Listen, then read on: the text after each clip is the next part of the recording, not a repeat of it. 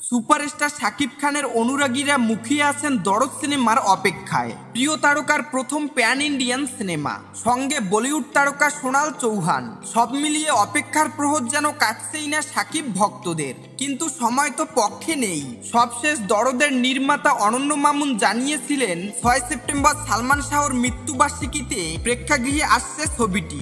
তবে একের পর এক জাতীয় সমস্যা যেন বাধা হয়ে দাঁড়িয়েছে। বৈষম্য বিরোধী আন্দোলনে যখন ছাত্র জনতার বিজয় হলো, ঠিক তখন প্লাবিত দক্ষিণাঞ্চল। বর্ণাঢ্যদের দুর্দশা মাথায় নিয়ে সিনেমা হলে যাওয়ার মানসিকতা কারো নেই বললেই চলে। ফলে নির্ধারিত তারিখে ছবিটির মুক্তির ব্যাপারে কোনো সিদ্ধান্ত নিতে পারছেন না নির্মাতা মামুন। দরদ প্রসঙ্গে সম্প্রতি এক সংবাদ মাধ্যমকে তিনি বলেন, এই বিষয়ে কোনো সিদ্ধান্তই নিতে পারছি না।